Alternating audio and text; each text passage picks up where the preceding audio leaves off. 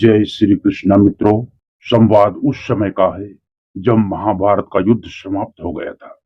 दुर्योधन, दुशासन और सभी कौरव पुत्रों की मृत्यु हो चुकी थी। धृतराष्ट्र अपने कक्ष में अकेले बैठे आंसू बहा रहे। तभी उनके कानों में एक परिचित ध्वनि आई। प्रणाम भ्राताश्री। धृतराष्ट्र उस परिचित ध्वनि को सुनकर कहते हैं, आओ विदुर, तब के गए हुए अब आ रहे हो। यहाँ धृतराष्ट्र उस प्रसंग की बात कर रहे हैं जब उन्होंने विदुर को हस्तिनापुर से जाने के लिए कह दिया था। क्या तुम अपने भ्राताश्री का आंसुओं से भरा मुखमंडल देखने आए हो? तुम तो निश्चय ही शोक प्रकट करने आए होगे ना विदुर। विदुर आगे बढ़कर उनके पैरों में झुक जाते हैं। तब धृतराष्ट्र पूछते हैं, क्या लंबी आयु का आशीर्वाद लोगे विदुर? धृतराष्ट्र आगे कहते हैं, तब शोक प्रकट करो और जल्दी से चले जाओ, मेरे आंसुओं के साथ मुझे अकेला छोड़कर। तब धृतराष्ट्र फूट फूट कर रोते हुए कहते हैं, मेरा पुत्र दुर्योधन वीर गति को प्राप्त हुआ है, तुम्हें पता है विदुर। गदा युद्ध में भीम ने उसकी जंघा तोड़ी है, मेरे प्रिय पुत्र दुर्योधन की जंघा तोड़ी है। तब विदुर उन्हें सांत्वना देते हुए समझाते हैं और धृतराष्ट्र आगे कहते हैं, विदुर, तुम शोक भी प्रकट नहीं करोगे? तब विदुर कहते हैं, हे महाराज, क्या हमारी राजनीति नहीं था, अन्य गांधारी नंदन राजनीति नहीं था? तब विदुर कहते हैं, वे आपके पुत्र थे, किंतु वह आपकी राजनीति की चौसर पर गोटियों की भांति थी। वह आगे बढ़े और पीट कर विषय से पीछे हट गए। ना भूलिए भ्राताश्री, यह दांव आपने ही लगाया था और आप ही हार गए। युद्ध में पराजय और विजय का चक्र चलता ही रहता है। नमस्कार दोस्तों, हमारे मोटिवेशन चैनल आप उनका बहुत बहुत स्वागत है। दोस्तों, आप आंसुओं को थाम कर रखे। दोस्तों, बहुत ही कठिन ये घड़ी थी जिस समय उनको समझाए। तो आप लोग वीडियो को अंत तक जरूर देखें दोस्तों, आपको पूरी जानकारी प्राप्त होगी। और कमेंट में जय श्री कृष्ण अवश्य लिखें ताकि आपके पूरे घर परिवार के ऊपर भगवान श्री कृष्ण की कृपा सदैव बनी रहे। तो दोस्तों, आपका कीमती वक्त ज्यादा न लेते हुए हम आगे बढ़ते हैं। विदुर कहते हैं, दुखी तो मैं हूँ भ्राताश्री, जो मोम की डोरियों से बंधा हुआ न्याय और अन्याय के बीच झूलता हुआ या निर्णायक दृश्य को देखता रहा और कुछ न कर सका। तब धृतराष्ट्र कहते हैं, इस युद्ध में मेरे 100 पुत्र वीरगति को प्राप्त हुए हैं, उसे तुम खेल कह रहे हो?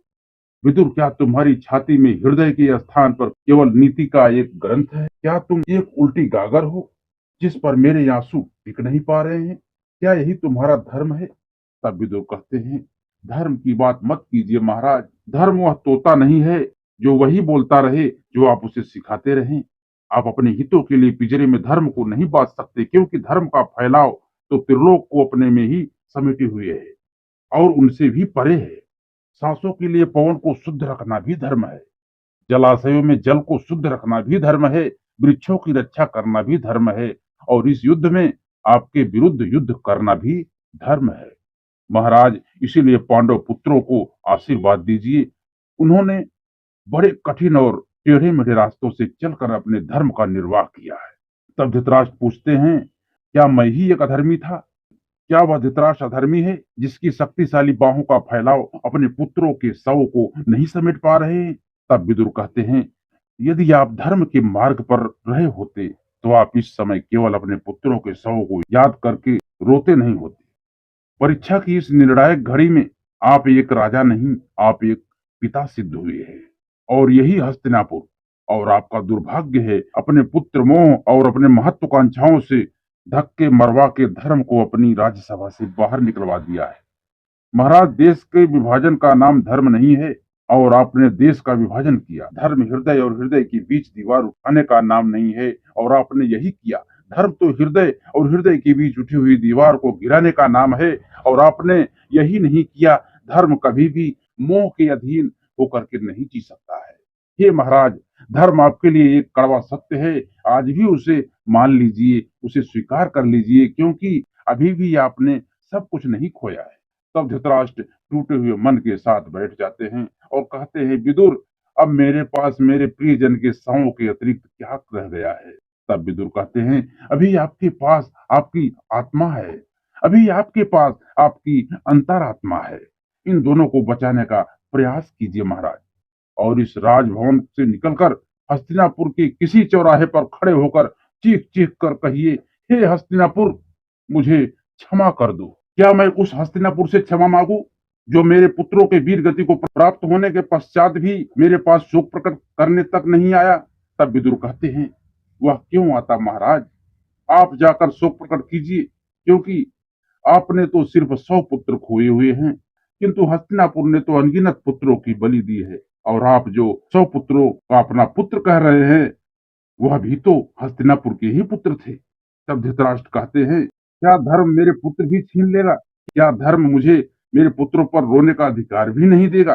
तब विदुर कहते हैं, अवश्य देगा महाराज, किंतु धर्म नदी की जलधारा है, और उस जलधारा से हर खेत आसपास की भूमि है, आसपास रहने वाले हर व्यक्ति सभी को उसकी प्यास पर जल देता है, किंतु वह जलधारा किसी की संपत्ति नहीं है। पुत्रों से प्रेम करना तो पिता का कर्तव्य है, किंतु धर्म का ना कोई पुत्र होता है, ना परिवार होता है। आपने यही नहीं सोचा, आपने अपनी महत्वाकांक्षाओं का अंगार दुर्योधन की हथेली पर रखकर कहा कि पुत्र यह अंगार नहीं चंद्रमा है, और यह अपने चाहने वाले पिता की बात भला क्यों नहीं मानता। महाराज, आपने उसकी हथेली पर इतने अंगार रखे कि उसकी हथेली स्वयं अंगार बन गई, और उसी अंगार ने उसे भस्म भी कर दिया है।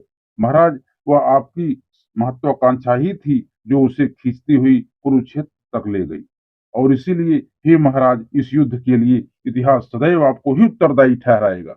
आप वो अतीत हैं जिसने भविष्य का मार्ग रोकने के लिए अपने पुत्रों के शवों की दीवार खड़ी कर दी। तब धृतराष्ट्र दुखी मन से कहते हैं कि तुम बात सदैव ही कड़वी करते हो, किंतु तुम्हारे स्वर आंसुओं से भीगे हुए लग रहे हैं। तब विदुर कहते हैं, ऐसा इसलिए महाराज क्योंकि मैं रो रहा हूँ। फिर विदुर धृतराष्ट्र से कहते हैं कि मेरी आपसे एक ही प्रार्थना है महाराज। तब धृतराष्ट्र कहते हैं, कहो अनुज। तब विदुर कहते हैं, विजय प्राप्त कर पांडु पुत्र हस्तिनापुर प्रवेश कर चुके हैं, चरण स्पर्श के लिए आए तो उन्हें आशीर्वाद देकर वन की ओर प्रस्थान कीजिए। आप हस्तिनापुर का अतीत हैं, और यह आपका परम कर्तव्य है कि स्वयं उठकर वर्तमान के लिए द्वार खोले और उसे स्थान ग्रहण करने की उपरांत बीते समय के अंधकार में चले जाएं। इसीलिए अपनी महत्वाकांक्षा के दुखों को समेटना आरंभ कीजिए। भाभी श्री और राजमाता कुंती भी आपके साथ ही राज त्यागने का निर्णय लिया है। तब धृतराष्ट्र कहते हैं, मैं उन दोनों का सामना नहीं कर सकता विदुर। तब विदुर कहते हैं कि उन दोनों का सामना किए बगैर तो आपको मोक्ष भी प्राप्त नहीं होगा। यही आपका दंड भी है और यही आपका प्रायश्चित भी। यह दोनों ऐसी माताएं हैं जो रणभूमि के दोनों छोरों पर अपने अपने भाग्य का शव लिए खड़ी हैं। उन दोनों के साथ होने से ही तो आपको यह ज्ञान मिलेगा कि आपने उस हस्तिनापुर के साथ क्या किया है जो आपको अति प्रिय था। उन दोनों का आपके साथ होना ही तो आपको यह बताएगी कि आपको आपकी महत्वाकांक्षा कितनी महंगी पड़ी। तो दोस्तों, यह था धृतराष्ट्र और विदुर का संवाद। मैं आशा करता हूं कि आपको अच्छा लगा होगा। यदि वीडियो आपको अच्छा लगा हो मित्रों, तो वीडियो को एक लाइक कर देना। चैनल में यदि आप लोग नए हैं तो चैनल को सब्सक्राइब करके बेल आइकन को जरूर प्रेस करें। मिलते हैं दोस्तों अगले वीडियो में। जय श्री कृष्ण मित्रों।